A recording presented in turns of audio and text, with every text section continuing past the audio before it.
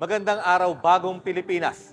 Naganap ngayong araw, December 4, 2025, ang blessing and inauguration ng newly renovated Bulwagang Lapu-Lapu dito sa Camp Brigadier General Rafael T. Crame, Quezon City. Pinangunahan ni Acting Chief PNP, Police Lieutenant General Jose Melencio C. Nartates Jr. ang blessing at inauguration ng newly renovated Bulwagang Lapu-Lapu sa Camp Crame ngayong araw. Ang Bulwagang Lapu-Lapu ay isang modernong pasilidad na idinisenyo para sa mga official gatherings ng Philippine National Police. Ang proyektong ito ay bahagi ng patuloy na modernization program ng organisasyon upang higit pang mapaganda ang working environment ng ating kapulisan.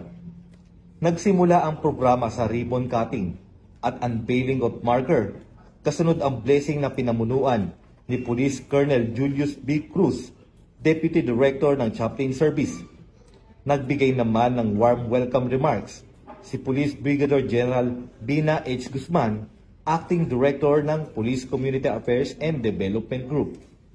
Isinunod ni Police Brigadier General Martin E. Defensor Jr., Acting Director for Logistics, ang introduction of Presiding Officer bilang paghahanda sa keynote message ng ating Chief PNP. Sa kanyang talumpati, binigyang diin ni Police Lieutenant General Nartates ang pagbabagong ito ay malinaw na sumasailalim sa vision ng bagong PNP para sa bagong Pilipinas, serbisyong mabilis, tapat at nararamdaman. Information, hindi pa tapos ito. We need to improve it such that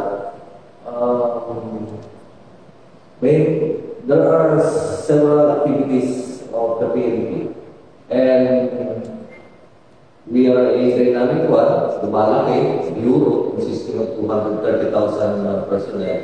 Napakarami. Even the CPNP, kulang. No match ang command group. Apat na kami. Chief, the DCO, the DCA, the PCBS. No match.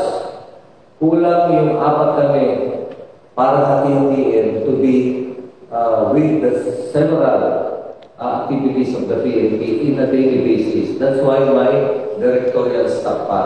Yung directorial staff, pag sinama na yan pwedeng